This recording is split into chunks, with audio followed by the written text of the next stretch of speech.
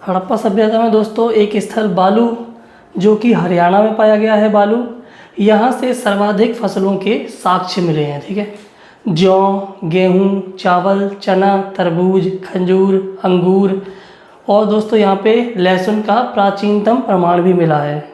बालू जो हरियाणा में पाया गया है, वहाँ पे लहसुन का प्राचीनतम प्रमाण मिला है। दूसरा स्थल देखने दोस्तों अलाहडीनो है।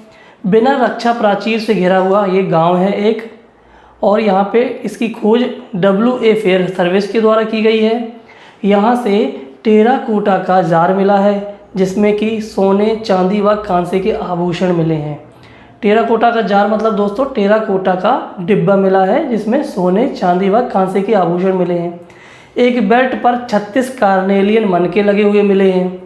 मापतोल की प्रणाली यहाँ पे दोस्तों 16 के अनुपात में थी। सिंधु घाटी सभ्यता जो हड़प्पा सभ्यता है, वहाँ पे मापतोल की प्रणाली 16 के अनुपात में थी, जैसे 16, 64, 160।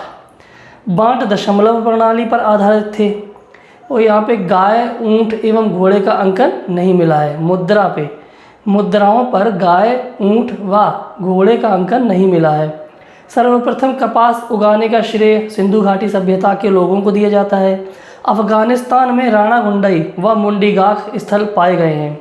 अफ़गानिस्तान में 2 स्थल पाए गए हैं, राणा गुंडई एवं मुंडीगाख दोस्तों तालाब के साक्ष्य मिले हैं। ठीक है, धौलावीरा मुख्य स्थल ये है दोस्तों, धौलावीरा जो हड़प्पा सभ्यता का है। यहाँ 1968 ईस्वी में जगपति जोशी जी के द्वारा इसकी खोज हुई। 1990 ईस्वी में रविंद्र सिंह बिष्ट द्वारा इसका उत्खनन करवाया गया। ये मानसर नदी के तट पर है, गुजरात में पाया गया है। यह इसे सफ़ेद कुआं, वीरा का कुआं, यहाँ पे सफ़ेद कुआं व वीरा का कुआं पहली खगोलीय पर्यवेक्षणशाला रक्षा प्राचीर पत्थर से निर्मित है यहाँ की, और सुनामी समुद्री तूफान का प्राचीनतम साक्ष्य यहाँ पर मिला है। धौलावीरा दोस्तों देखा जाए तो हड़प्पा सभ्यता का इम्पोर्टेंट पार्ट है, एक स्थल है जिसकी खोज 1968 ईस्वी में हुई, जगपति जोशी जी ने की, और इसकी जो उत्खनन कार्य करवाया 1990 ईस्वी में रविंद्र सिंह बिष्ट ने करवाया। ये मानसर नदी गुजरात में स्थित है। यहाँ पे सफ़ेद कुआं, वीरा का कुआं पाया गया है, और यहाँ पे पहली खगोलीय पर्यवेक्षणशाला पाई गई है। रक्षा प्राचीर इसकी पत्थर से निर्मित है दोस्तों। सुनामी समुद्री तूफान का प्राचीनतम साक्ष्य भी यहाँ पे मिला है। और यहाँ पे दोस्तों पानी जो जल का विशेष रूप से यहाँ पे हर चीज़ मिली हुई है, जो कि 16 तालाब मिले हैं, अन्य किसी भी स्तर पर नहीं मिले हैं। ठीक है दोस्तों, धौलावीरा में यहाँ पे 3 भागों में ये धौलावीरा बांटा हुआ पाया गया है। मतलब कि दोस्तों जैसे कि दूसरे जो स्थल पाए गए हैं इंडस वैली सिविलाइजेशन में, वो 2 भागों में विभाजित थे, उचला भाग और निचला भाग। मतलब कि दुर्ग और नीचे रहने वाले जो निचला भाग में लोग, वो वाला। मगर धौलावीरा को देखा जाए तो ये 3 भागों में बटा हुआ था, जिसमें कि किला दुर्ग एक ये भाग था, दूसरा मध्य भाग था, और तीसरा निचला भाग था। ठीक है दोस्तों, यहाँ पे खेल का स्टेडियम पाया गया है। सूचना पट्ट जिसमें 10 अक्षर हैं, 37 सेंटीमीटर लंबा और 27 सेंटीमीटर चौड़ा एक अक्षर यहाँ पे, मतलब ऐसे अक्षर मिले हुए हैं। ठीक है, यहाँ पर जल प्रबंधन अद्वितीय है दोस्तों। वाटर हार्वेस्टिंग का यहाँ पे साक्ष्य मिला है। राजसभा के अवशेष मिले हैं। गिरगिट प्रतिमा मिली है। नेवला पाषाण मूर्ति मिली है, नेवले की पत्थर की मूर्ति। प्राचीनतम बंदरगाह यहाँ से मिला हुआ है। 7 सांस्कृतिक चरण प्राप्त होते हैं। धौलावीरा से 7 सांस्कृतिक प्रमाण प्राप्त होते हैं। अब देख लीजिए दोस्तों, हड़प्पा सभ्यता के पतन कैसे, किसने क्या कहा। इसका पतन गार्डन चाइल्ड ने और व्हीलर ने और राम प्रसाद चंद्रा ने, गार्डन चाइल्ड, व्हीलर और राम प्रसाद चंद्रा ने आर्यों का आक्रमण कहा है। SR Rao, sir John Marshall और मैके इसे बाढ़ के कारण बताते हैं पतन इसका। HT लैम्ब्रिक, माधव स्वरूप वत्स सिंधु नदी का परिवर्तन बताते हैं कि सिंधु नदी के मार्ग में परिवर्तन आने से इसका पतन हुआ। MR साहनी, रॉबर्ट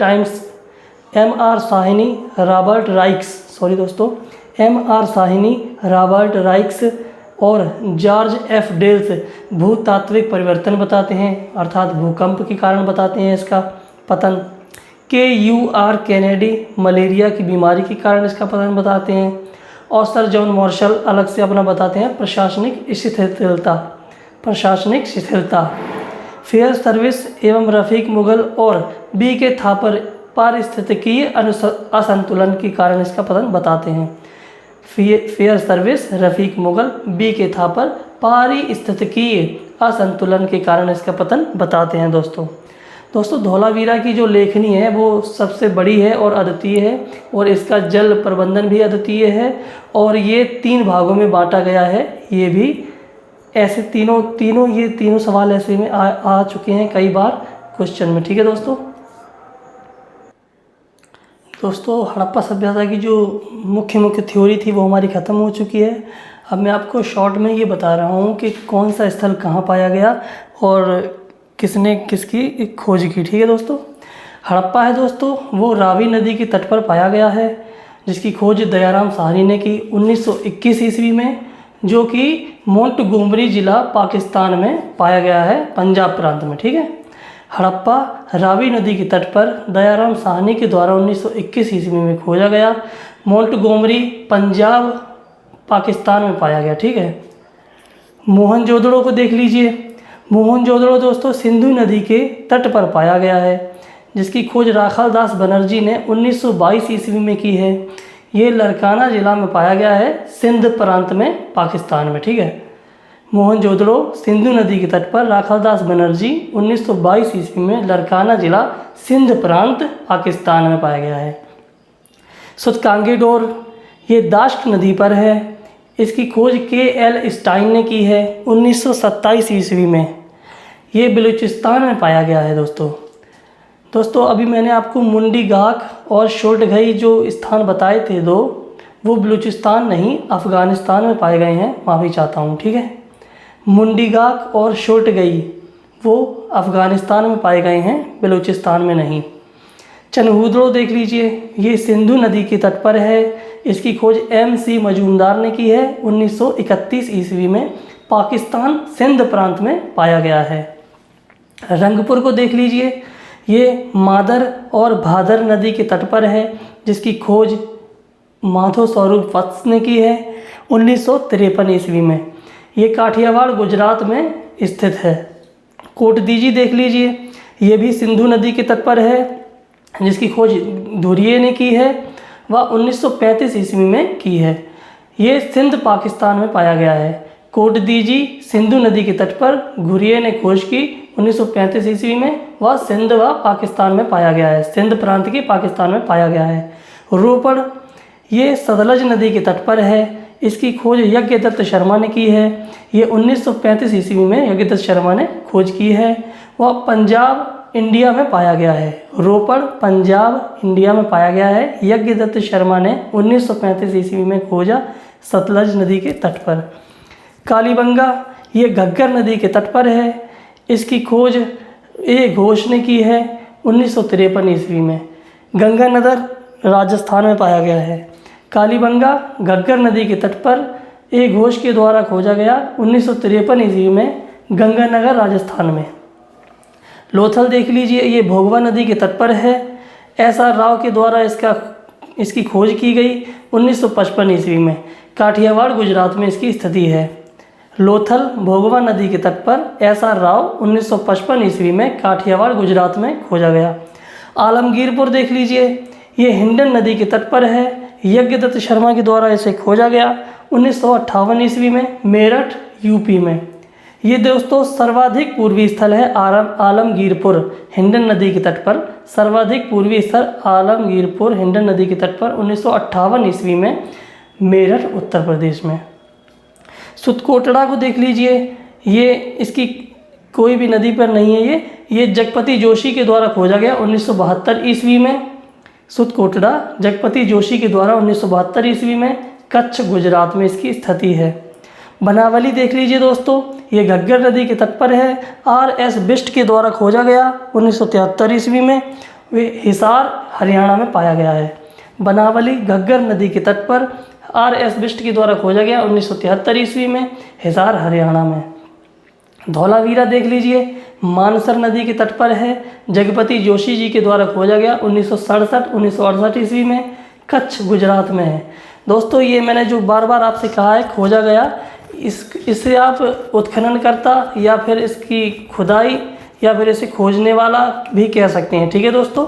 तो हड़प्पा रावी नदी के तट पर, मोहनजोदड़ो सिंधु नदी के तट पर, सुतकांगीडोर दाश्क नदी के तट पर, चनहूदड़ो सिंधु नदी के तट पर, रंगपुर मादर भादर नदी के तट पर, कोटदीजी सिंधु नदी के तट पर, रोपड़ सतलज नदी के तट पर, कालीबंगा घग्गर नदी के तट पर, लोथल भोगवा नदी के तट पर, आलमगीरपुर हिंडन नदी के तट पर, सुतकोटड़ा घग्गर नदी के तट पर, और सुतकोटड़ा कोई भी नदी के तट पर नहीं है, बनावली घग्गर नदी के तट पर, धौलावीरा मानसर नदी के तट पर। ऐसे आप इनको सभी को याद कर लीजिए दोस्तों।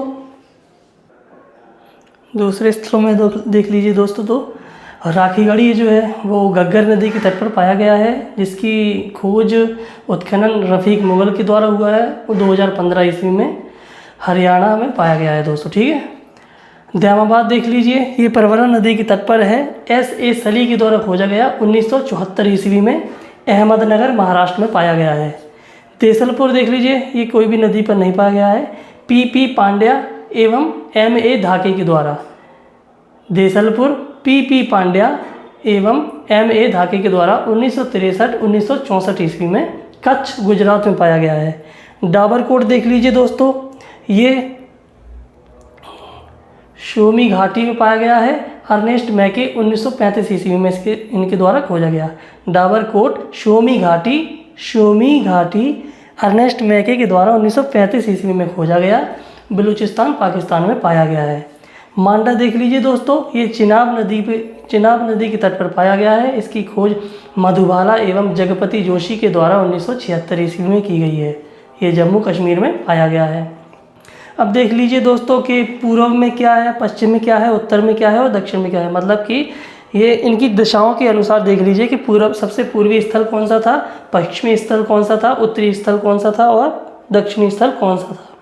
ये दोस्तों आपको पता होगा कि ये त्रिभुजाकार में पाया गया है, त्रिभुजाकार में ये पाई गई है सभ्यता जो है, हड़प्पा सभ्यता त्रिभुजाकार में पाई गई है।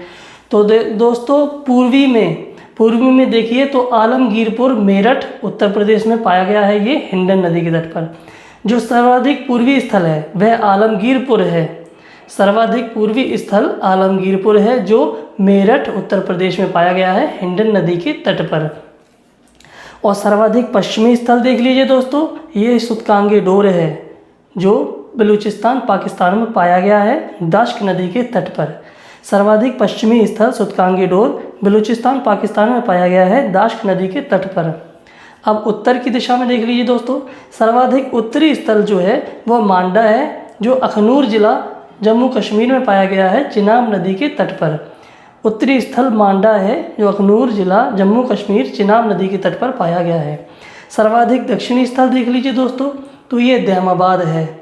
दैमाबाद दोस्तों सर्वाधिक दक्षिणी स्थल है जो अहमदनगर महाराष्ट्र में पाया गया है परवरा नदी के तट पर। ठीक है दोस्तों, अब एक और चीज़ देख लीजिए दोस्तों कि radio carbon C14, radio carbon 14 ये विधि है क्या। ये दोस्तों विधि ये है कि जो इंसान मृतक मर जाता है उसको हम दफना देते हैं या जला देते हैं, जो उसकी हड्डियों में जो वो पाया जाता है रोगन, तो उसकी पहचान दोस्तों रेडियो कार्बन C14 की विधि से की जाती है कि वह इंसान कितना पुराना है।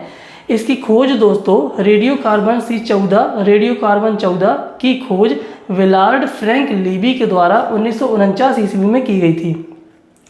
रेडियो कार्बन C14 की पहचान की खोज विलार्ड फ्रैंक लीबी के द्वारा 1949 ईस्वी में की गई थी, जिसके तहत इन्हें 1960 ईस्वी में रसायन का नोबेल पुरस्कार भी मिला हुआ है।